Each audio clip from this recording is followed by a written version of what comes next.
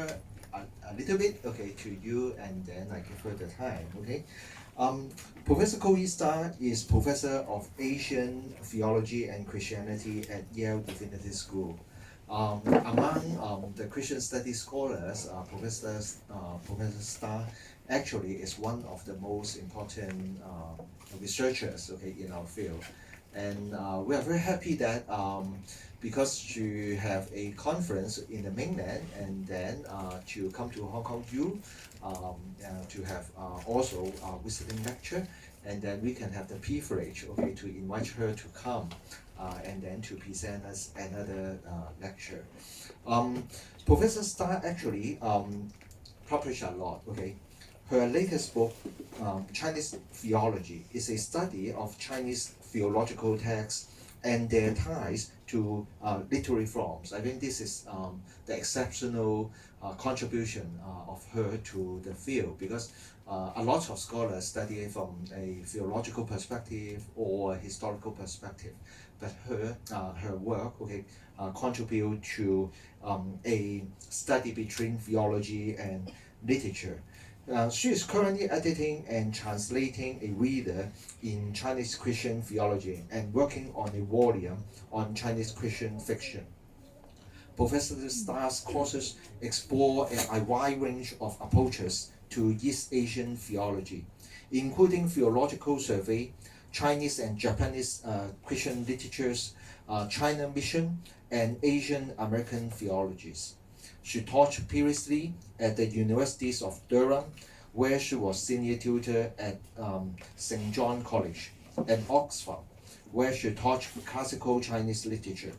Other works include Red Light novels of the late Qing, a co-edited volume, The Quest for the Gentility in China, and an edited volume, Reading Christian Scripture in China. And so I'm very happy that today we have Professor Starr here, and then to present us, I think, very interesting topic, nationalism, nation, and sacrifice in the Chinese church. Professor Starr, please. Thank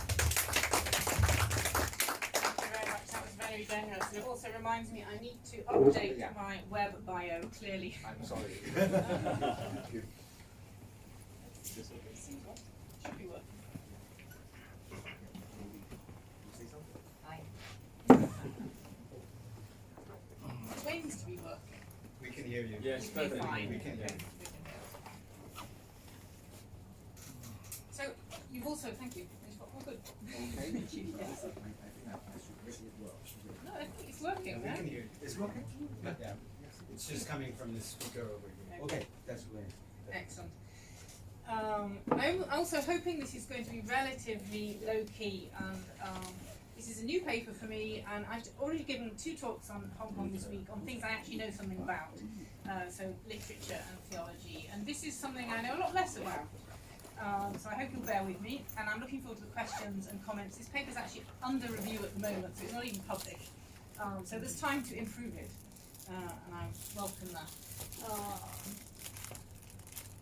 So, in the inaugural year of the Chinese Republic in 1913, Sunday, April the 27th was set aside as a day of prayer for the Chinese nation.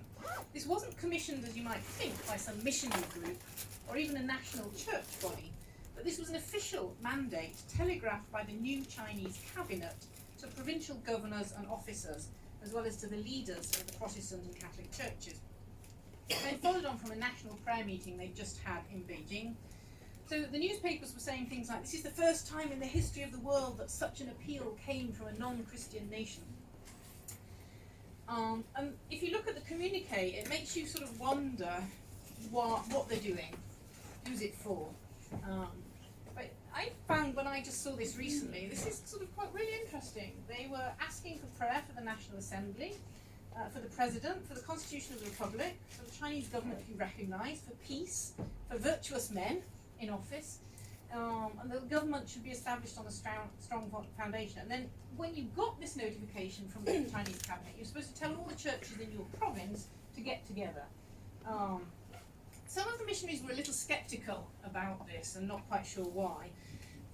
Gilbert Reed said, only God knows the motive that stands behind this motive or request of the government. And the Dean of the Shanghai Cathedral said, charity hopeth all things, but wisdom biddeth try the spirit. So I think that April 1913 was a sort of exceptional moment in the intervention, the relationship between church and state. Thinking on the nation in China has diverged greatly among different Christian groups of any time and any place, especially across time as well. But also, the Chinese understanding of the term nation has changed very much over this period. And I think in studies of Christian nationalism, especially Chinese Christian nationalism, we haven't looked enough into what we mean by nation and what different people mean by that. So using a term like nationalism implies a common understanding that might actually not cross boundaries very well. So to explore Chinese Christian nationalism means also to explore concepts of nation and their shaping of theological response. So what I want to do today is first to think about some ideas on nation prevalent in the early 20th century when the dynastic state was being renovated as a nation state, and set out some of the key drivers of Christian nationalist thought in this period. And then the second part, the main part, looks at the discourse on nation and sacrificing for the nation that emerged among liberal Protestants in the early years of the PRC, so 1950, 51, 52. And I don't think you can really understand the language and the tenor of the vehemence of that ideology of that period without looking at what went into it and what led up to it. Church is part of society, even if it sees its role as countercultural, is going to be affected by what's going on in society. So, in a strongly communist, authoritarian ideology, you're going to get traces of that in church, as well as in thinking on nation and nationalism. And Christian demands for sacrifice for the nation presume a certain type of relationship between God and people, or church and state. So the question of who we're asking sacrifice for, to whom and for what, reveals quite a lot about what you think about what's God's and what's the nation's. So in long-formed dynastic empires, Steve Smith argues, the nation wasn't invented out of nowhere, and old, deeply entrenched identities were the raw materials for modern national identity when sovereignty came into the equation. So China's transitioning from a dynastic monarchy to a modern republic, the question of what the nation was is being widely debated. And the old sense of China didn't come from a territory so much as the phrase Tiansha, all under heaven. So there's debate about whether Tiansha was primarily a regime of value or a place, the political unit in which those cultural ideas were happening, united through sort of sense of propriety, righteousness. But from the Han onwards, the empire was multicultural, multi-ethnic and trans-regional, so not a nation state in some really important ways. And so late Qing thinkers like Kang Youwei, Liang Qichao were confronting this siren call of modern nation states, but they're also weaving Tiansha ideas into their sense of the nation. So Liang Qichao is thinking about a community of nations driven by mutual benefit, not self-interest. Kang Youwei is placing the source of Chinese identity in the realm of culture. So his idea of state formation is drawing on Confucian universalism, and not really other people's ideas about the modern nation state. Obviously he's got a monarch still there, and some centralized unity, but at the same time trying to keep these very heterogeneous nature of the empire together. So late Qing ideas were obviously coming into the modern period, and alongside them you've got Christian missionaries introducing their ideas on modern nation state through preaching and writing and education. Ryan Dunch's work that you may have read on Fuzhou Protestants is now 30 years old, but he had really important things to say on Christian influence on Chinese patriotism, and showed the many ways that Christians contributed to politics through language and symbol, hymns, flags, all these kind of trappings of the nation state that they brought in. And then you had, I just wanted to digress in a second. Okay, yeah. I'll leave that up there for a minute. So you have ideas of people like Sherwood Eddy in the YMCA speech in 1911, thinking about the progress towards the modern constitutional nation state, and talking about the fact that loving your own nation was absolute necessity for national unity and progress.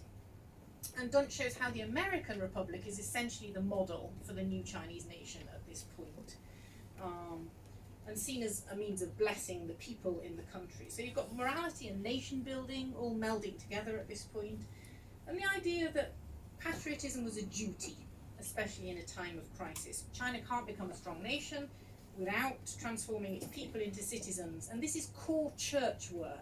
So the transformation of people into citizens is really what the churches should be doing and helping with. So Christianity is bringing this vision of nationalism in, and the church is giving people, through its education, the church schools and universities, a language for talking about it and for denouncing imperialism at the same time. So you've got Christianity doing opposing things, if you like it.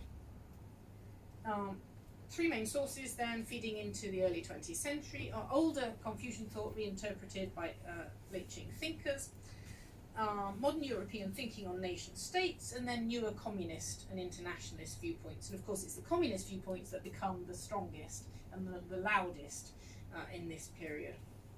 So the narrative of China as oppressed nation that needs liberating from imperialism, feudalism, capitalism, then starts to efface all these other visions of the nation at this point.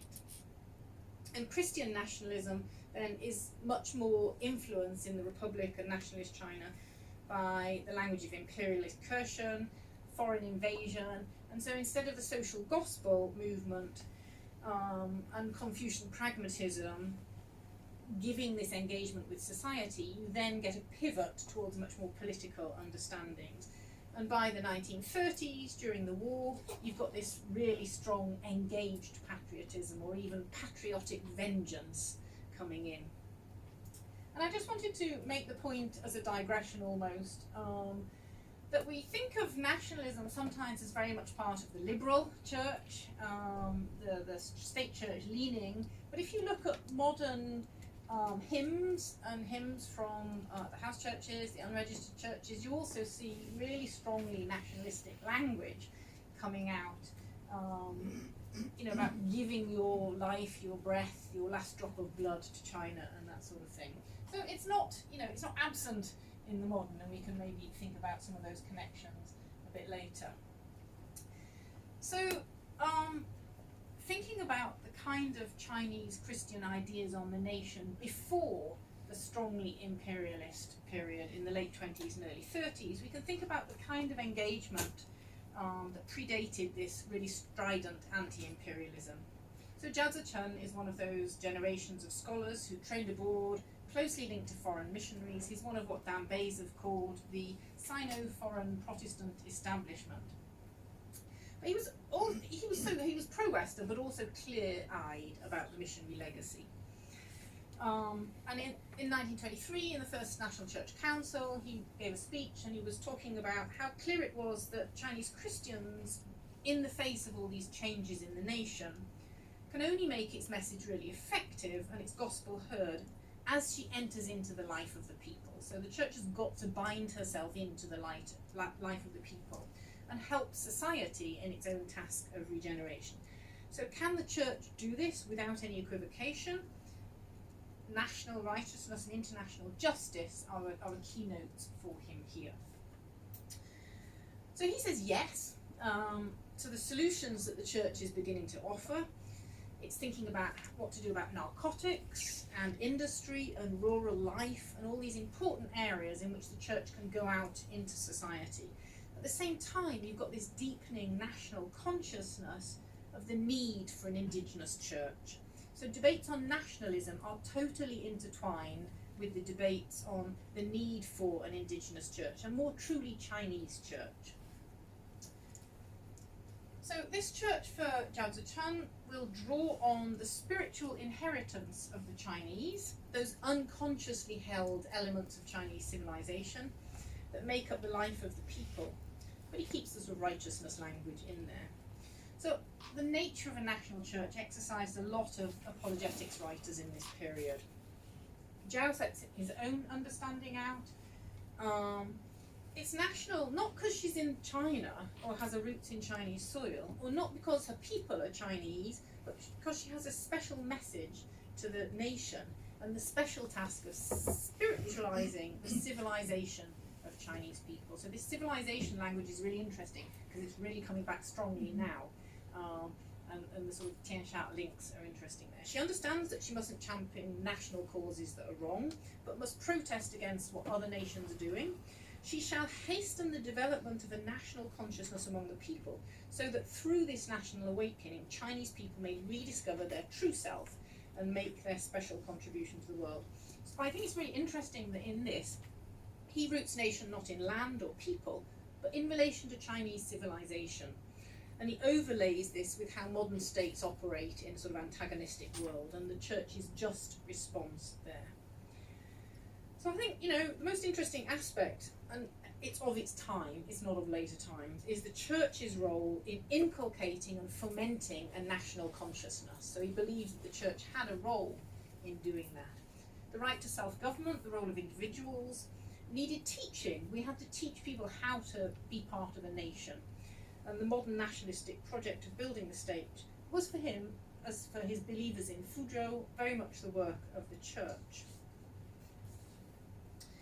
So the recovery of this inner Chineseness in the face of Western hegemony was undertaken in good faith, with the blessings of mission partners whose aim was to build up the Chinese church.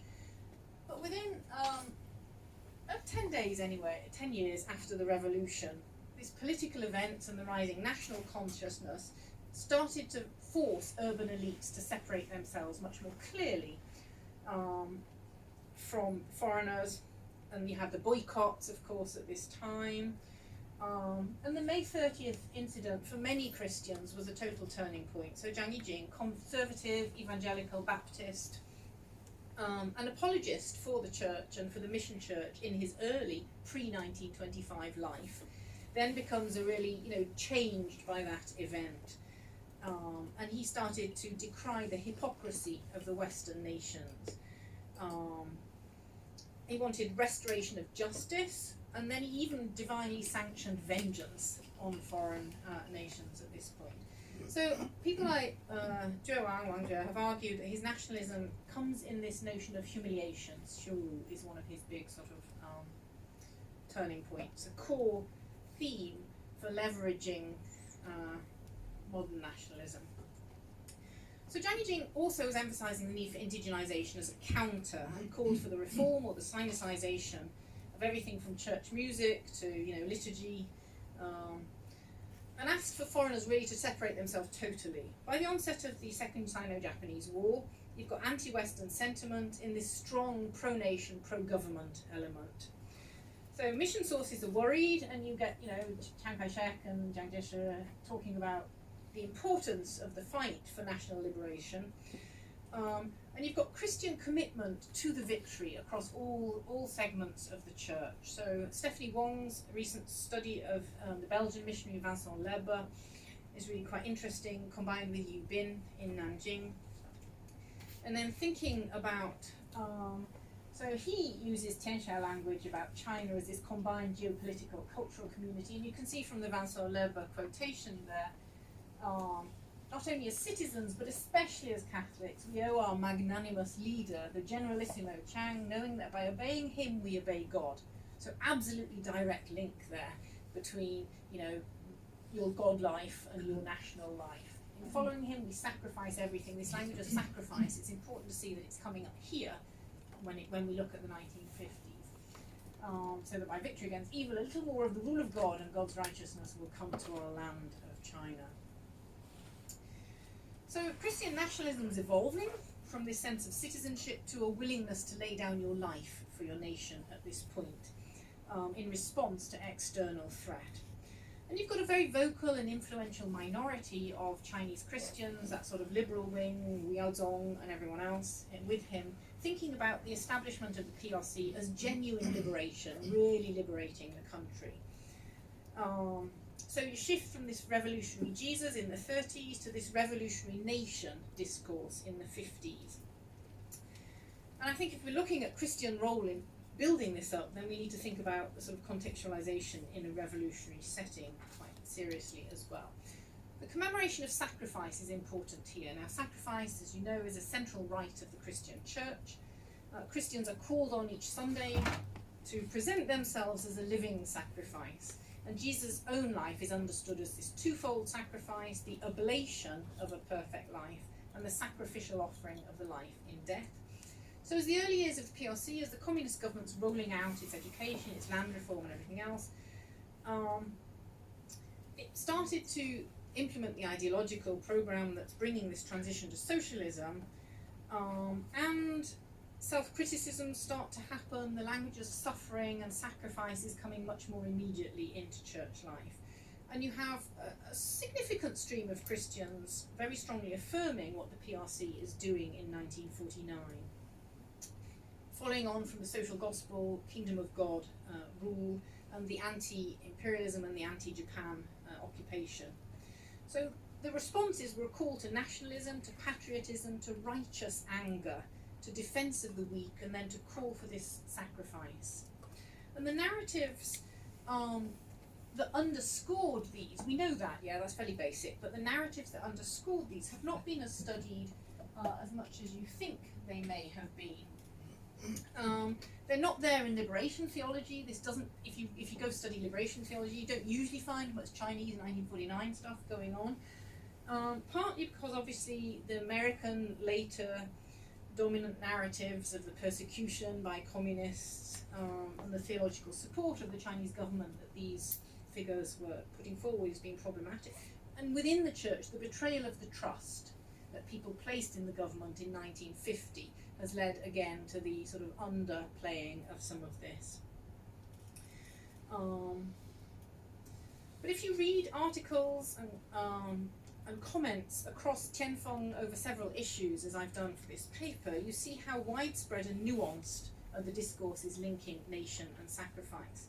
So the lead writers are adamant there should be no separation of church and world, and the church should be involved in everything in its life. Politics, economics, art, aesthetics, everything. And you see this arc in the language and symbolism of sacrifice, I think. So the militarization of religion happens over this period with its high point in the Korean War in '53, when you have all these articles saying things like, Christians hasten to donate arms to defend the country. And I think there's the same figures contributed to Christian magazines more widely, led to a sort of retreat and recalibration at this period. A very strong link between defensive nationalism and Christian duty, and the financial sacrifice you should be making as a Christian for your nation. Give your money, send your kids off to volunteer in the army, let's build a Christian canon, let's get all our money together for this. And rethinking what love your enemies might mean in that. So the call to red-blooded martyrdom only really came later in the Korean War, when everyone were arguing that America was about to provoke World War III. But you have this other spectrum of self-sacrificial acts that are being demanded. So your old understanding was something you should be sacrificing for your nation at this point. And, you know, a vulnerability in accepting your wrong views is becoming a virtue here. So you should be repenting. The sort of metanoia is what's being demanded of you, and the self-criticisms are, of course, part of that. So the new China should welcome the new heaven and the new earth and be of use in the new society and make the greatest contribution it can to the nation and pour out its sacrifice for the people. You've got this great optimism in this period, thinking that the church should shoulder its historic task and gain status, and then since, you know, Marxism's inevitable, the church might as well do what it can to protect itself at this point. And of course the church isn't entirely culpable for trusting the government. Unlike the anti-religious stuff in the Soviet Union, during the Jiangxi Soviet, Zhou Enlai was very positive to the church. You know, there were good reasons to think. The church said it's not going to artificially abolish religion, you know, it's going to carry on. So the turn did really catch many church leaders. The United Front seemed to be a good way of protecting church life and everything. but then very soon the moves to remove reactionaries and sever all the ties to the imperialists kicked in. So the struggle for the Chinese people, quote, for over a century has been successful. 5 million people unwilling to be enslaved have stood up. How many heroes and great peoples have shed their blood and sacrificed their life and stubbornly fought on. So Christians were to join in with everyone else's suffering. It wasn't that Christians had a separate suffering. They were supposed to be part of, alongside all other classes and groups and people, and suffer. But had a particular mission for Chinese Christians who love their country. You get this growing number of articles explicitly stating if you're a Christian but you don't love the country or impose imperialism, you can't be a Christian. So a changing meaning, understanding of what it means to be a Christian. So one of the ideological moves is to show how liberation had transformed the context in China. So you needed an entirely different approach to Christian thinking. So Christians need liberating from their semi-feudal, semi-colonial ideology and needed to transcend anything from the previous period that was moulded by imperialism. So you needed fundamental and comprehensive reform at this point. And then there was a thinking that you can't hierarchicalise your loyalty to God or the state. It's not sort of either or. We shouldn't be, that's wrong thinking. Patriotism and anti-imperialism go hand in hand. Don't you think Jesus wants disciples to love their country? He doesn't want them to love the rivers and mountains of the motherland God has given them. So you get this language about imperialism, something evil, God hates it, God rejects it. And Jesus would want to, fulfill, and those believe in him should therefore go and sacrifice. So it's really straightforward type of language.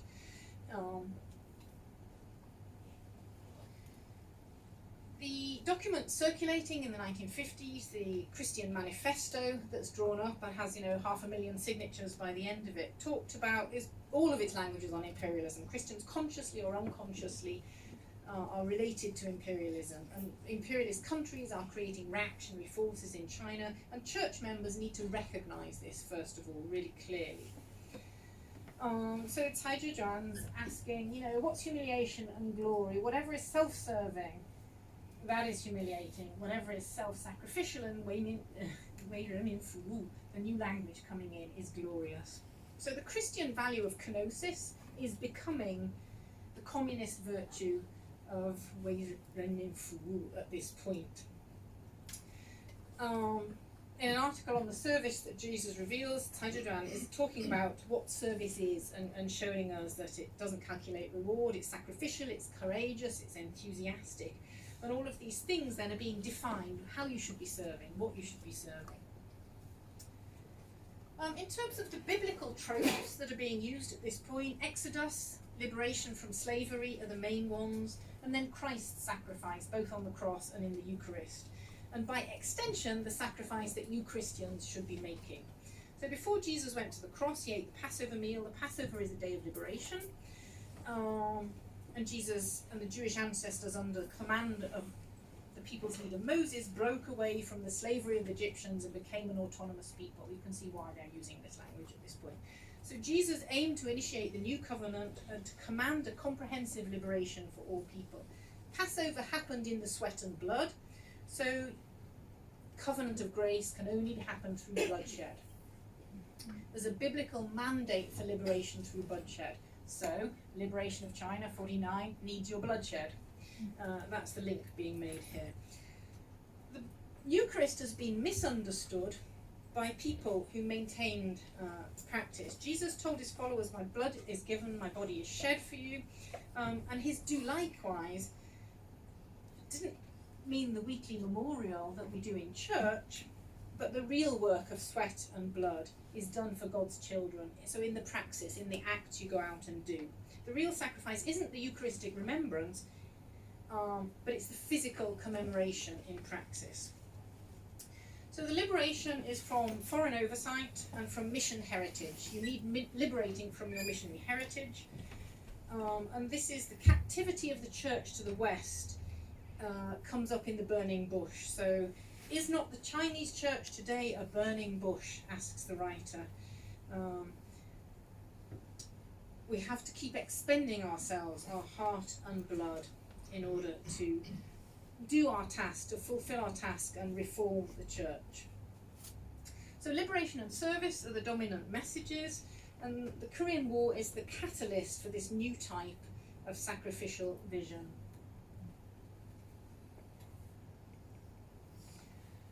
So lives are being sacrificed on the national altar at this point. So writers in Tian Feng are talking about the invasion of Taiwan and the strafing of the northeast, and talking about the change in perception that happened very quickly. They said, a few months ago, in September 50, we might be asking, isn't America imperialist, and shouldn't Chinese Christians oppose American imperialists? But now everyone knows that, you know.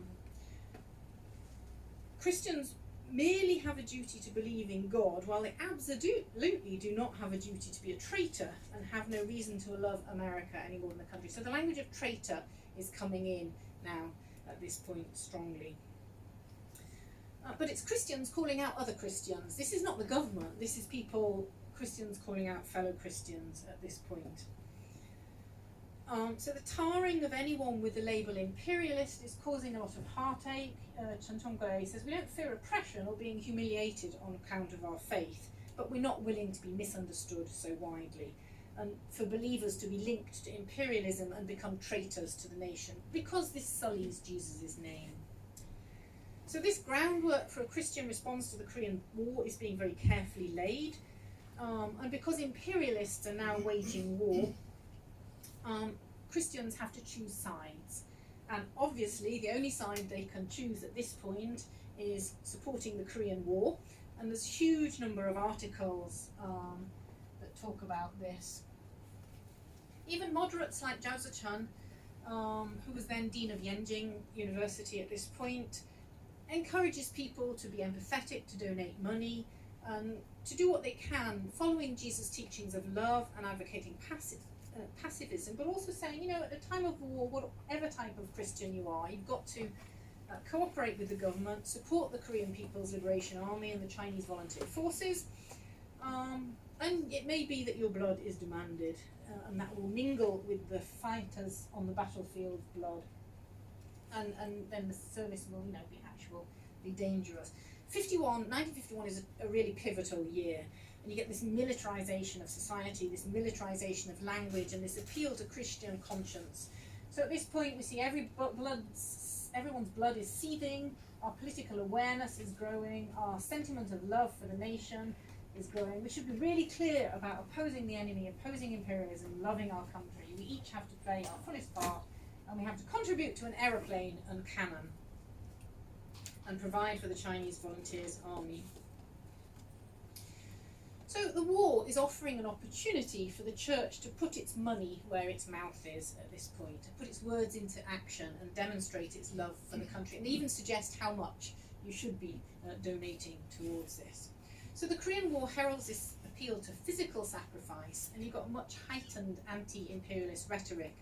And then in the 51 and 52 we have a spate of accusation meetings coming on. So Christians, like everyone in China at this point, are being subject to verbal abuse from friends, fellow clergy, even their children. And these self-criticisms are a really difficult, humiliating experience. But direct public criticism for others is hardest and harshest. Chen Tongwei said, I find these attacks and criticism hard to bear. My heart is filled with sorrow and fear.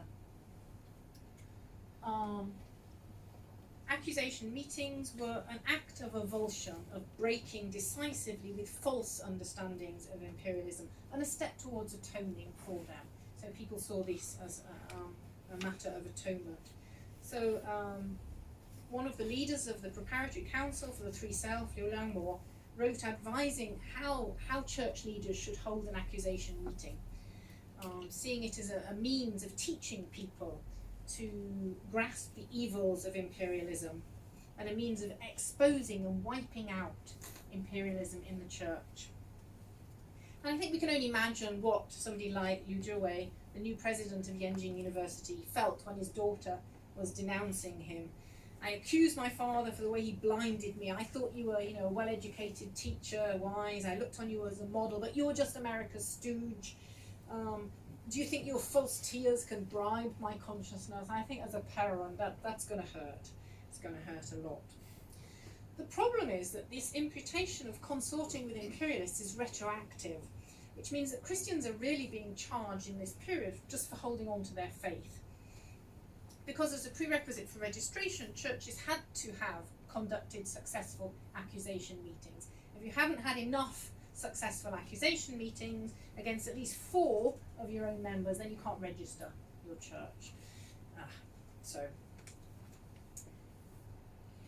to come to some sorts of conclusions, Christian nationalism in the first half of the 20th century took many forms, drew on a variety of sources, Chinese, missionary, Marxist. It was both constructive, building this new republic out of the dynastic past, creating a citizenship that could take charge of its own destiny, rule themselves, as well as this specifically Christian spiritualized civilization mission. It's also a reaction to the encroachment of imperialism in the nation's life and the church's life. So I think maybe it's easy in Hong Kong, but for most of it elsewhere, we forget that nationalism is positive. So nationalism is seen as such a positive thing in China in this period. Christians aren't fighting for something they don't believe in. They did believe in this communist government and support it at this point. And Christians from a range of backgrounds really saw the church's mission to support national dignity as a God-given task. So, and given the strength of anti-imperial sentiment, it's unsurprising that the indigenization of the church is strongly tied to nationalism throughout this period. Although many studies of enculturation don't talk about it. We talk about enculturation, but we're not thinking about the links between indigenization and nationalism throughout the 20s, 30s and 40s. So I think as post-colonial theorizing is changing the way the English-speaking world is viewing the colonial era, I think we probably need to recalibrate our understanding of Chinese nationalism again at this point. So the nation demanded loyalty and sacrifice is a central motif throughout this. Readers had to sacrifice their old ways, their old ideas. The reform was intended to bring a truly independent church, free from imperialism. So the communists had done what the Republican era church wanted to do. They wanted to build a new nation. They wanted to build the kingdom of heaven on earth. Now the communists had done that for us, so how do we engage? What do we do at this point? We need to face up to it. Face up to the fact that this materialist, atheist party has kind of done what we Christians have been wanting to do for quite some time. So readers of Tian Feng are being called on to sacrifice your money, your children, and your blood for the nation at war. And the liberation bore a lot of resemblance to the liberation of Israel, the exodus out of Egypt. The war demands loyalty to the nation above family and to the nation above the body of Christ. The church is a limb of the body national, and you get that language, not quite Paul coming in. So the really strongly vituperative anti-imperial and anti-foreign language in the Christian documents of this period, like the Manifesto or certain articles in Tian Feng, seems really shocking at first out of context, but it's not actually radically out of kilter with the earlier anti-imperial language from the 1920s, or even in the first days of the United Front, when nationalism meant freedom and independence for the Chinese people. And so in 1924 you get a Congress trying to nullify the unequal treaties, take the foreign concessions back. So the elision or conflation of service to country with service to God, made so forcefully, has already been proposed in the 1910s in the New China language. And then during the war, as I showed, you already had the language of sacrifice coming out. So despite references to Jesus and the Bible, there's not very much that's specifically Christian about the calls for sacrifice, interestingly, that the Protestants are doing. The breadth of things that you can sacrifice for the nation, your goals, your money, your ideology, your ties with foreign friends, is instructive. So shisheng, the Chinese term, like the English, is etymologically related to animal sacrifice, but these are really abstract references. There's no ritual, specific ritual implied here. So Sheehan has argued that sacrifice is an evaluative term, not a descriptive one. The label is ideological. So calling something a sacrifice is a claim for its transcendent value. So sacrifice to the nation for a Christian is for the sake of collective life. It's a form of ritualized behavior that demonstrates your fidelity to the nation. It's a performative act. It signifies your love for the country and your love for God. So the signalling it is geared for liberal Protestants in the 50s, not towards their inner consciousness, but really towards the external, the gaze of the government. And I think if we have finally a historic perspective, we get a clearer sense of the sources and meaning of Christian nationalism in the present, in China, in the mainland in particular. So if we understand the precedent, then we can have some diffusing of tension over terminology. The Aigwa language that is linked with the TSPM has a much longer history. Missionary hymns in the 1890s were the source, Western missionary hymns, for a lot of that kind of language. So the Sinicization program of the Xi Jinping era that has engulfed the church's own Sinicization thinking at the moment and created such divisions among foreigners both draws on and diverges from these anti-imperialist Sinicization movements of the 20s.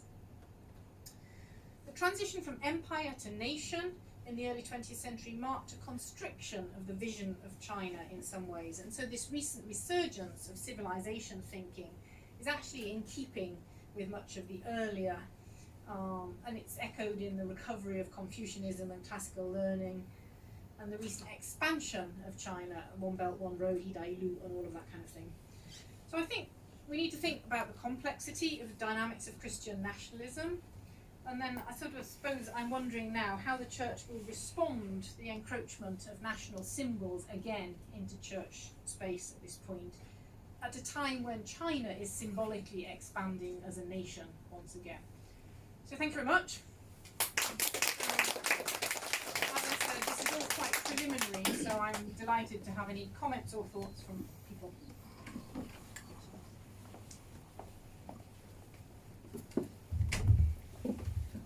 Thank Professor Starr for your very provocative presentation. Actually, I will be the respondent as well.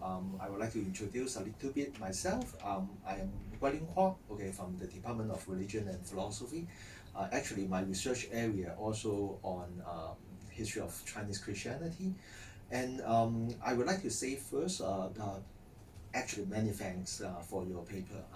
I think the first point that is very stimulating for me is how you reconceptualize the concept of nation, okay, in Chinese society.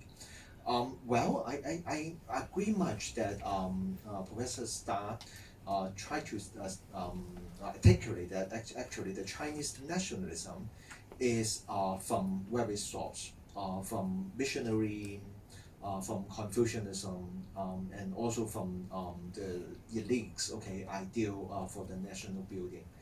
And actually, I think this is very important for the discrepancy, okay, between the Western understanding of nationalism and the Chinese understanding of nationalism. For Western understanding, one of the understanding of nation is from Thomas Hobbes.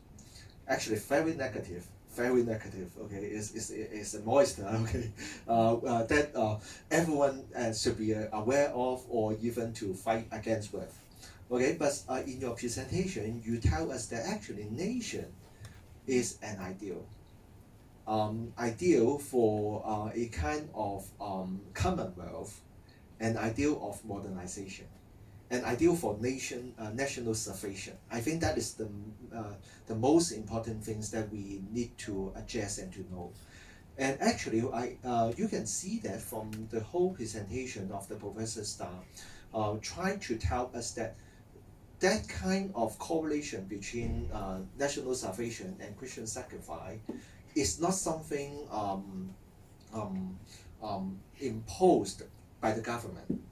Okay, but actually a kind of voluntary action from the Christian elites.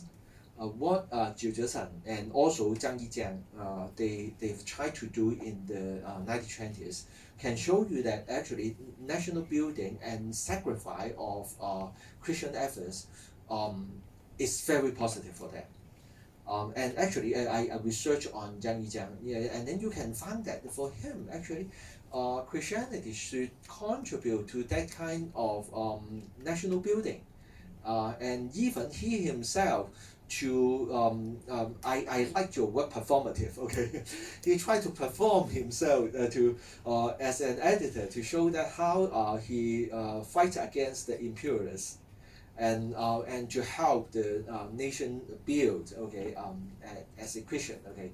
And so actually this is a very important historical root when we research on Chinese Christianity to talk about nationalism. And indeed that kind of complicated understanding about nationalism, I think now still we have a lot of difficulty if we are Chinese Christians that we need to engage with. Because on the one hand, for example, most of the Hong Kong Christians, I think now we are very familiar with the Western understanding of nation. But we are not aware that actually we have that kind of long route about a kind of ideal national building, okay, from our historical past. But when you search, okay, about Hong Kong Christians' history of social participation, indeed, that still matter. Because in 1980s, Hong Kong Christian leaders has been asked that whether they should support to continue to be a British colony or whether they should support to return to China. And then you can see that that kind of national ideal suddenly pop up, and then even they somehow most of them are refugee, and then they try to escape, okay, from the mainland, okay, to evac from the authority of the Communist Party, but they still say that they should support to return to China and build a unified nation, okay, by that time. And so I think that is really important for us to understand why we come to this point, okay, as a Chinese Christian. And I appreciate much that you try to unpack the ethical, cultural components, okay, of the concept of nation in Chinese context. And I think that is important as well, actually, because when we look back, the Republic of China, their motto is 五族共和. The five ethnics will be unified together. And so actually it is not the nation is not a nation, okay. Actually the nation is a multi-nations, okay, with a lot of ethnic groups, okay. But why they should come together? Because this kind of cultural and ethical relationship amongst these ethnic groups, and then to help them to come together. And so that to support a nation always is an ethical endeavor rather than just only a political endeavor. And so I think still now it is somehow impactful for Chinese to understand, if you do not support your nation, then somehow you are not ethical indeed. And so I think that is the rhetoric that maybe we need to pay attention to. And the second point that I appreciate much about Professor Starr is to track out the historical development of Chinese Christian, how they volunteer themselves to sacrifice for the nation, to a kind of involuntary or even maybe forced, okay, sacrifice to the nation. I think that is very meaningful, especially that kind of complication show us, for me, the core problem is about the identity of Christians. Give the identity of the Christians, actually they can be a positive participants, okay, to the society, the social development, or to the nation building. Then actually they can say more, okay, or they can have some kind of mobility or their autonomy to decide, okay, how far they should sacrifice themselves, but they still use that kind of rhetoric to encourage their peer Christians, okay, to sacrifice for the nation. But the same identity, okay, as a Christian, okay, if they become a kind of political minority and become considered as some enemies should be rooted out, then you'll find that they still need to sacrifice. But it's a kind of forced sacrifice, okay, by the government or by your fellow countrymen, that to prove yourself still belongs to a member of the Chinese nation. And so I think that historical development is very meaningful, yeah, for us to discuss more about that kind of negotiation of identity for me, okay. And the third point, I like that the sacrifice and nationalism actually is a performative art for Chinese Christians. And so that is not just a heart, okay, that you're loyal to the country, but always is related to performance.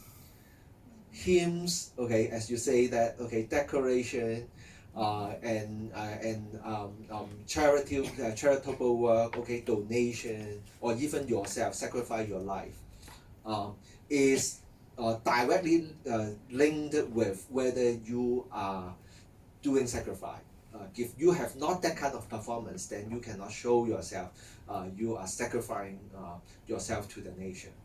And that is very meaningful for Hong Kong Christians now, okay, because now we are somehow, okay, being reminded that we need to raise the flag, okay, that we need to have some kind of remembrance, okay, of the National Day, and exactly this is that kind of performance kind, but not other things, okay, and that kind of performance in the name of Christian cause, not that as a professor, okay, now I join in some kind of patriotic movement cause. I should need to say that, oh, I'm Christian, and now I perform an act of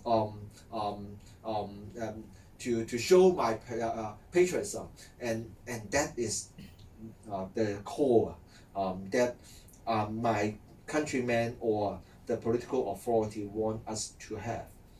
Finally, I would just want to have one discussion with Professor Starr, because in your presentation, I'm aware that actually all the sources that you cite, actually they can be considered as Chinese Christian intellectuals, or even they are not just intellectuals and elites within the church, but also the elites and intellectuals in the society.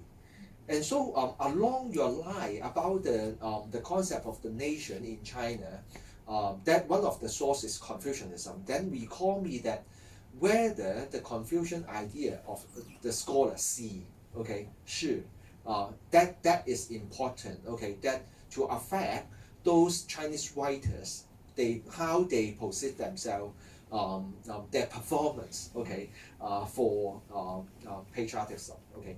And that also recall me that those Chinese leaders seems they do not have a very prominent political, sociological, social or political social status. Seems they perform less, okay, in this kind of national building or that kind of patriotism.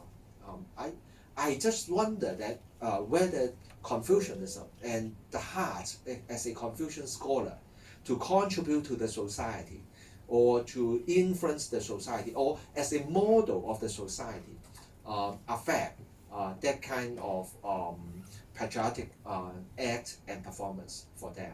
Okay, thank you so much for your very stimulating and insightful paper. Thank you. And so may I invite my colleagues, okay, to move to chairs here, okay, and then one for Professor Starr and one for myself, and then I would give some time, okay, for the floor, and then we can have some free Q&A and discussions, okay. If you would like to ask a question, so please raise your hand and Professor Chan, okay. Tian Feng, Professor Emeritus of the Department of General Philosophy. Thank you for your interesting sharing of your writing a paper. I have a few questions about your talk that I'm not quite clear. A few points. What time span you are researching? You mentioned about 1930 and 1950. And 1930 and 1950s are a very different historical environment. And structural factors are very different. So we can understand that could be a debate in 1930 about the idea of nation or nationalism. But it seems it's difficult to have a debate in 1950 or behind 1950. So are you implying that there is a continuity of discussions or negotiations about nation or nationalism from 1930 to 1950? I think that is difficult. You have to clarify about the time span of your paper. Thank you. Second, you're talking about, most of the time you're talking about Christians' understanding and expression of nationalisms after 1950. And it seems that you try to convey the message that those Christians, they are very clever, smart, to have a performance using the narrative or discourse, expressing something that is in line with the state, that is communism, communist states. That is understandable, not surprising, even today. But that is not an explanation because you are only discovering something, digging into the historical data, and telling us that's something we should know. And I think that's not surprising. But to me, are these Christians writing in Tian Feng, to what extent they can represent Protestants during that period? We all understand that Tian Feng is a state-approved magazine or publications, that those who publish articles in Tian Feng, they fully understand their positions and how should they write and express, or performance, how to perform their nationalism in front of state. But to what extent these Christians can represent Protestants during that time? What about the people? They have another idea, but they never express that in Tian Feng. And that is the question, my question about the methodology. On what empirical data you rely on, and to make such findings and conclusions. So that could be a debate, that are there different sources of data that never express in terms of sacrifice, loyalty, or they have other kinds of understanding or different interesting expressions. So finally, I'd like to say that it seems that you're talking about, for me, the Christians in the 1950s, they are very clever, smart. They know how to play the games, understanding fully about the state ideology during that time, and to frame the works, frame the theological ideas, and to express themselves in line with the state. Then I have a question about another kind of understanding, agents. To what extent they have their agents that express genuine about their faith or their criticism about ideology, state ideology during that time. Thank you. Thank you. Thank you. Great set of questions. Is this still working? Can you hear me okay? Yeah, fine. So on the time span, what I was trying to do is, the main piece is the 50s. And I initially, when I came to this, without having read everything and read into it, my initial sense was this is so different to other periods. You know, the language and the style of argument and what's happening in this period is so very different.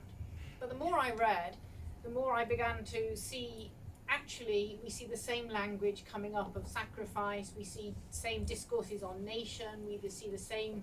So instead of making the argument that, you know, the 50s are an anomaly, 1951 is this totally pivot, different year, I actually wanted to emphasize some of the continuities that I could see from the 20s, 30s and 40s. So yeah, I'm concentrating on the 51, but I was wanting to pick out in the first section some echoes and some threads of continuity from previous to show why nationalism didn't just emerge in this particular form at that point. I think, as you say, we could debate that. I'm not sure how clever they were being. Performative, yes, but I genuinely think a lot of these people believed in what they were doing at this point. This is a language coming out of belief, that they wanted to. Previously, they had wanted to, in social gospel terms, you know, the whole Zhouguo narrative, the whole imperialism, you know, fighting against those identity questions of one more Christian means one fewer Chinese, all those sort of stuff that was coming into Christian thinking and ideas. I genuinely believe that the wanting to build the nation up, which previously had been through all the social work, going out and doing the stuff that Zhao Zicheng was talking about, you know, and James Yen and others were talking about. Now, building the nation up was working with the government and through the government and in terms, and especially an attacked nation, attacked by America effectively proxy through the Korean War. You know, the same language of national defense, I think, is there. So I'm not as convinced that it's just clever rhetoric to ingratiate themselves with the government and to be able to keep the church. I think that comes later, in the later 50s, and the debates. But at this point, I genuinely think quite a lot of them believe it. And I think they did have agency. The other point here that I think is important is the role of the press. We talked about elite and Confucianism. The power is held by those who have access to the press. And in the 20s and 30s, the Christian apologists were working through all kinds of, I mean, I've written on Deng Guang and other Christian literature and the vast numbers of Christian magazines that appeared in the 20s and 30s. But at this point, the press is being constricted. Where you can write and where you can publish is being constricted. And so those who can continue with the National Council of Churches and Tian Feng, which isn't so much the state church press at this point, because it's the same people who were all in their denominations last year writing together in Tian Feng. So I don't think we can really think of it quite so much as a state church yet. There was one final point I had in mind, but I've forgotten, I'm afraid, because you had 4 or 5 questions rolled in. It may come back. Yeah, okay, that's okay. When you come back, then you can continue to, yeah. Any other questions? Mark. Okay, Mark. Thank you very much, Chloe. Mark Strange, Australian National University. This is a long way off my area chronologically and thematically, and because it's a long way off my area, I'd like to ask one point of clarification, and then I have a question at the back end of it. You talk about Christian nationalism in the singular, and I wonder to what degree it is homogeneous as you're suggesting, or if there are denominational or regional or generational differences in the ways that different Protestant Christians, is this me or you?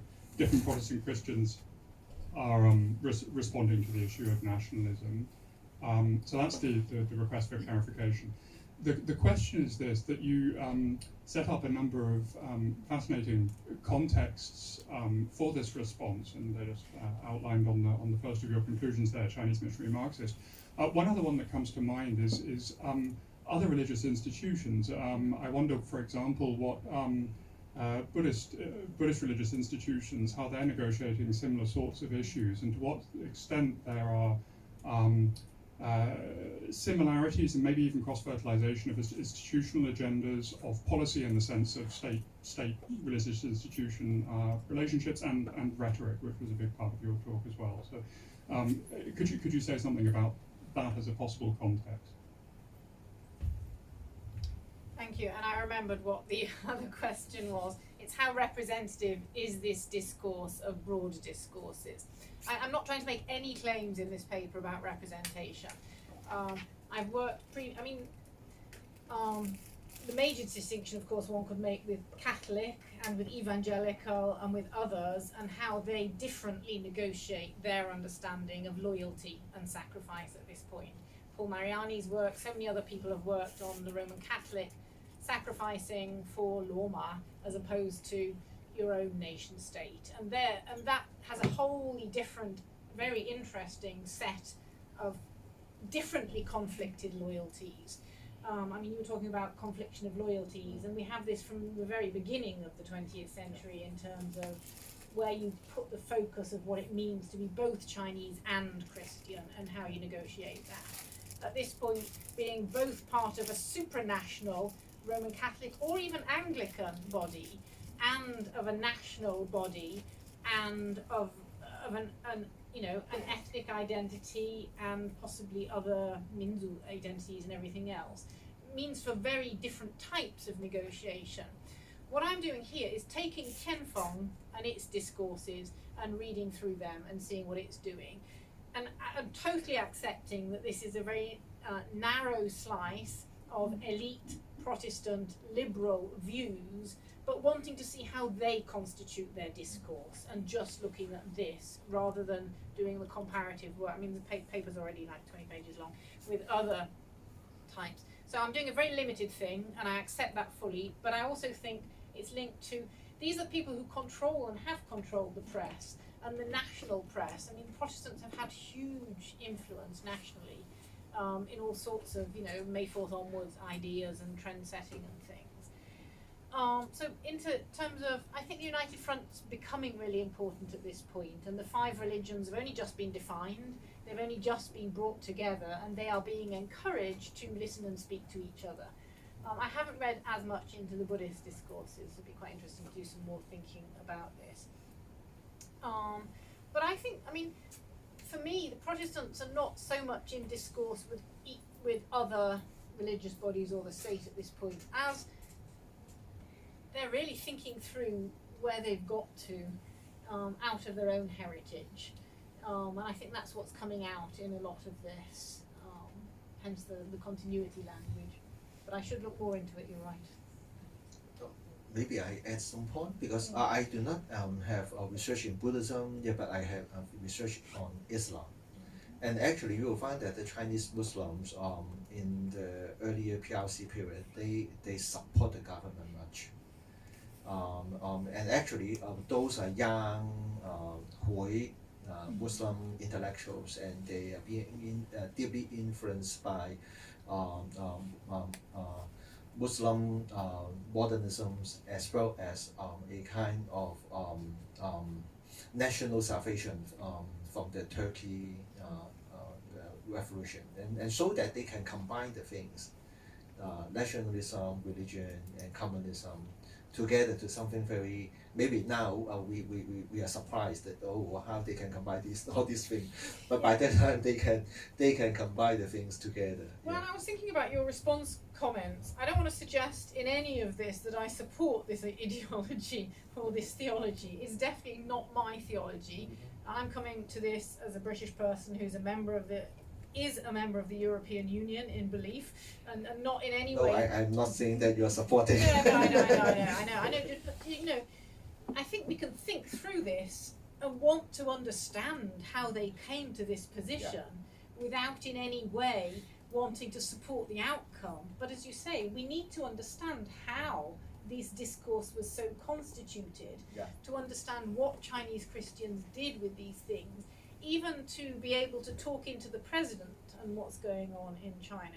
You know, it doesn't mean any of this would in any sense reflect the views that we might want to, you know, propagate or to support. But it's still fascinating, and I think necessary to understand what was going on then. Agree.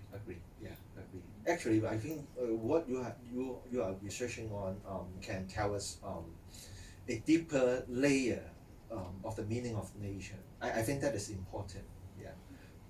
Yeah, because always, maybe now, especially in Hong Kong, we are facing a kind of the struggle between democracy and that kind of the government. Okay, but we never thought of that, and maybe for those in the mainland, they have very total different conceptualization of what the nation means for themselves. Yeah, well, that's why I just think it's interesting that China is going back through Guoshui to these much older discourses and trying to return to the time when, you know, China wasn't bounded by the nation, but was a sort of superior civilization that everybody could join in, even if they were D or E barbarians. You could, you know, believe in There's the the Tian Feng. culture version. Yeah, and I think that's coming back in because of the spread of Chinese beyond China's borders now. Yes, thank you. Okay, any question from the floor? Yeah. Oh, this first and then this gentleman. Okay, the lady first. Yeah. Okay. Okay, nice to meet you again, Professor Starr. I have two questions. Since my research interest is in Bible translation in China of the first half of 19th century, so I know quite a little about your lecture, the content of your lecture. But I have two questions. The first question is that in the anti-Christian movement of the 1920s, it seems that there were so few Chinese Christian intellectuals other than Zhang Yijing who wrote back against anti-Christian writers. Why?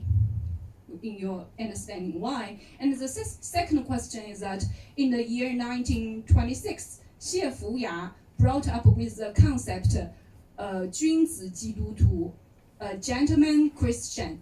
And in later generation, Liu Xiaofeng brought up with the concept 文化基督徒, cultural Christian. So, in your opinion, what are the connections and the distinctions between the two concepts? How do you, okay. Gosh. Okay. Thank you. So I'll start with the first one because that was easier. There were many people pushing back against, during the mid-20s in the anti-Christian movement. You see the apologetics. But for some people, they really had a problem. Wu Leichuan talks about, you know, feeling so attacked, and it was feeling as though the ground had moved under him. He'd been one of those, you know, defending a Confucian Christian version. But people were really shocked by the strength of the anti-Christian movement and feeling. And I've written before I'm reading Juewu, one of those magazines, and the level of attack on Christianity, personal attack as well as spiritual and ideological attack, was shocking. And many people didn't respond instantly because they actually felt unable to, and they were you know, sort of adrift at this point. So there were many good apologists, and Xie Jiao Zichan, Wu Leichuan, everyone else got back into writing. But yeah, there was a really rocky period in the mid-20s when people were just shocked at, you know, what the attack on them and the fact that it was their identity as Chinese, as Christians, that was being attacked through their links to this imperialist Western church. Yeah. Second question, difference between 君子基督徒 and 文化基督徒. Wow. I have to think more about that. I mean, Liu Xiaofeng, of course, is not the only person to have an understanding of what Wenhuajidutu is, and his understanding differs from some other people as to whether you need to be a Christian or not need to be a Christian, whether it's just a cultural depiction label, or should be reserved for believers who. I'm going to think more about that. I'm not going to hazard an answer now. Okay, thank you. There's a question next to you yes. as well.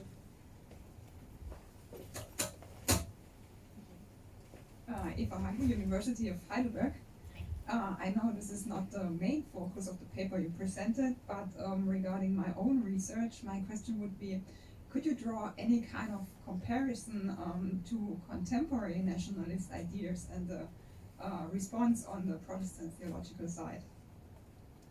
Yeah, so I guess part of the reason I put the slide of Lu Xiaomin and the Canaan hymns in is to suggest that this kind of Chinese nationalism isn't just the preserve of the liberal elites. That in the PRC era, you see, for Westerners, what would appear to be a surprising link between nationalism and the underground church, because the Western narrative is that they're separate and they don't like their state and all this kind of thing. And yet, when you dive deeper into some of the theologies, or even Liu Tongsu or some more recent Chinese and Chinese American commentators, there's a strong Chinese pro-nation view in both the Chinese and Chinese American church and in the unregistered churches and some of the house churches. So those brought up on the the 1950s narrative of separation between house church and state church. State church is pro-state, house church is somehow kind of expected to be anti-state, but that's just not so. It might be anti a state church, but it's pro-nation and pro-patriotism very strongly. Yeah. So that's where I think these discourses mesh. Agree. Actually, if we read some publication from the house church leaders, actually they try to differentiate the nation and the government Yeah. and the government church, and then so they can have some kind of space, okay, to Be both Christian and patriotic. yes, but they do not obey to the government and the pro-government church, but they still nationalistic and patriotic. Yeah, and it's getting even more complicated now because there's so much reformed theology coming in through Wang Yi and others that then you have two kingdoms and then it's getting. But they want to save the nation. Yeah, by absolutely. change something. Yeah. If not change the government, that is more complicated. Yeah. Okay. Hi, Professor Starr.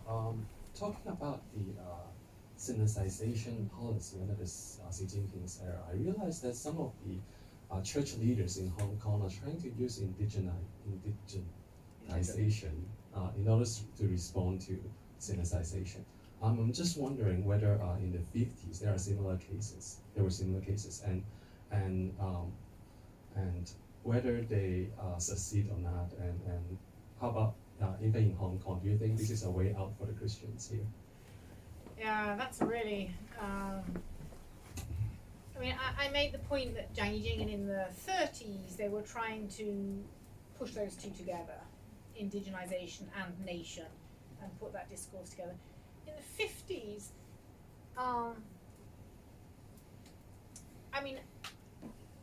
there isn't so much emphasis on indigenization. It's just on not being part of the West and severing ourselves from any Western. And by doing that, we de facto are a Chinese church. But Chinese is not so much cultural indigenization happening here as national, I think, in name, in flag, in belief, in everything else. So it's a different form of indigenization that's being expected. And I think, the national and the war and all the things that I was talking about in this paper are where the language is going in the early 50s, and not making this about, having. The assumption is we've amalgamated the churches. So this is at the period at which all of the denominations, and we could talk a lot more about getting rid of denominations as being getting rid of westernization. So the indigenization has kind of happened in people's views, just like liberation has happened by becoming post-denominational, becoming non-Western. We are automatically a Chinese indigenous church at this point. So it's not that kind of cultural indigenization language that's happening. Okay. Oh, here.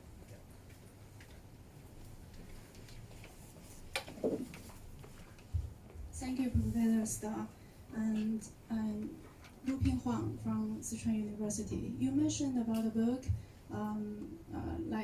written by Wang Zheng, which elaborated on the concept of humiliation and how that concept molds Chinese nationalism and modern Chinese consciousness in total. And also Professor Kwok mentioned performance and how I know that's of great importance in the practice of Chinese nationalism, but I'm also very interested in the psychological sources of Chinese nationalism. And my question is, I wonder, is there an equivalent to humiliation in Chinese Christian nationalism specifically?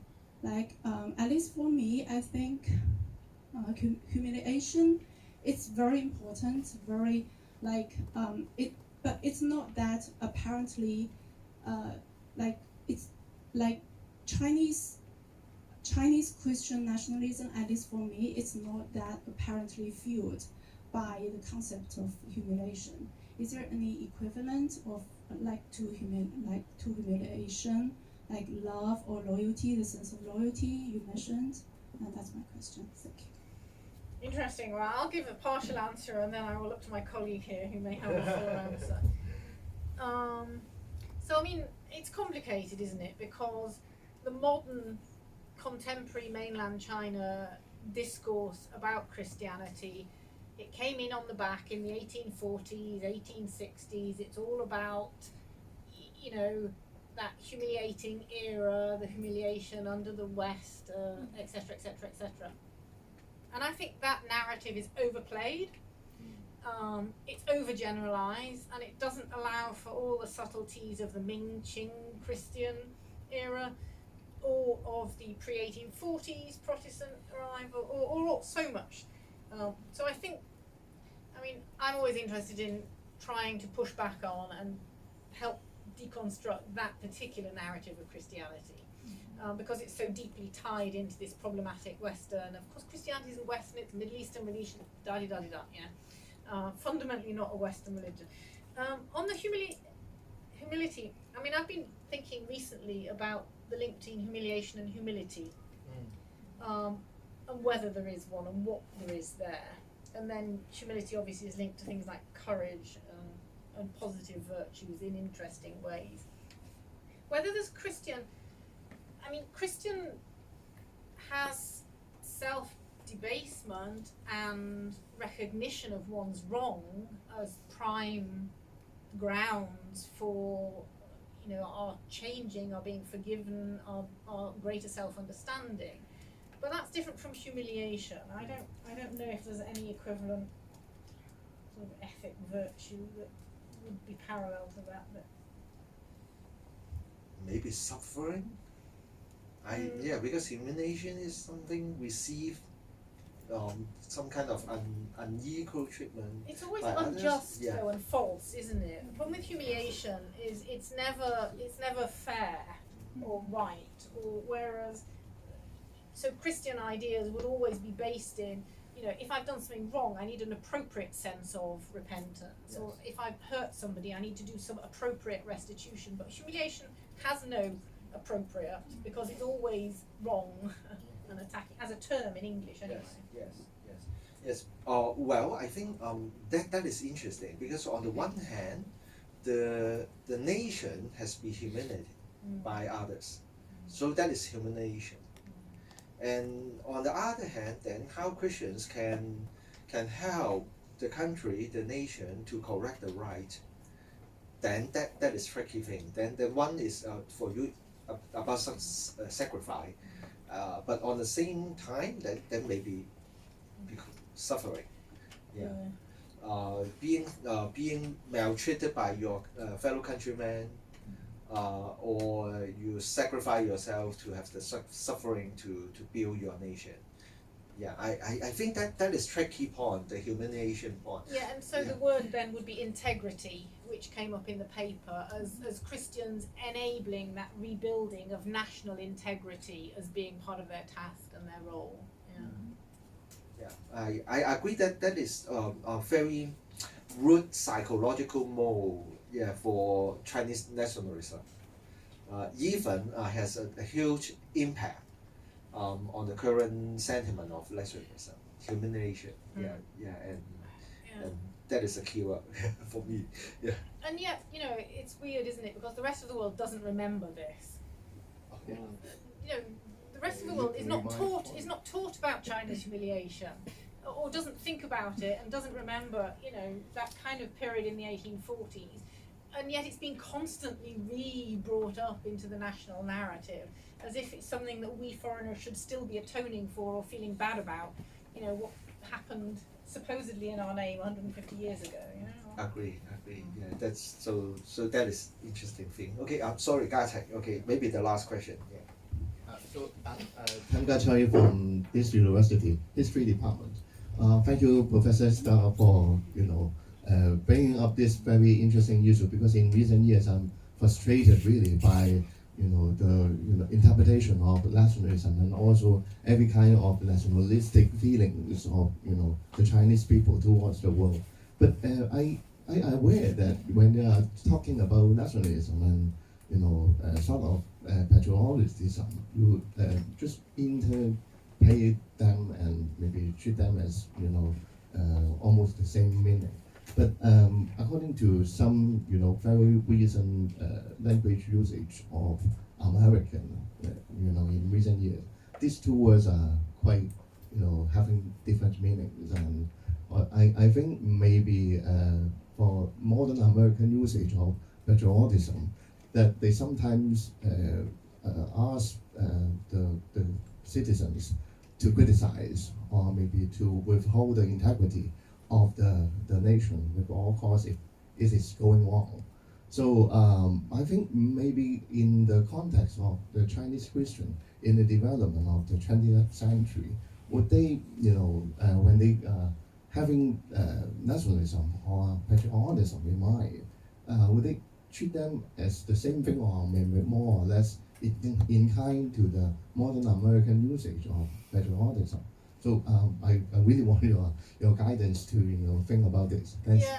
That's a really good question, and I should think more about it. And of course, we all see, in English, patriotism is supposedly the positive, and nationalism's often seen as, the jingoistic, difficult, negative problem. And yet, I think part of what I've been trying to do with the word nationalism and the Chinese understanding of that is to show an expansion that it encompasses both more positive elements and good biblical Christian, drawing on patriotism. Aibo, I guess, the problem is, can be translated in different ways. So I think in some of these cases, I could be more clear about which terms being used. As it's definitely worth thinking more about. Of course, contemporary Christians are making that distinction to allow for what I would argue is actually a nationalistic sentiment under patriotism. So I think there are different quite complex layerings going on sometimes there. If you label it one, it's okay. If you label it the other, it isn't. Well, that's also problematic, isn't it? Thank you. So thank you. Then finally, may I invite all of you to give big hands, to Professor Starr for your very insightful and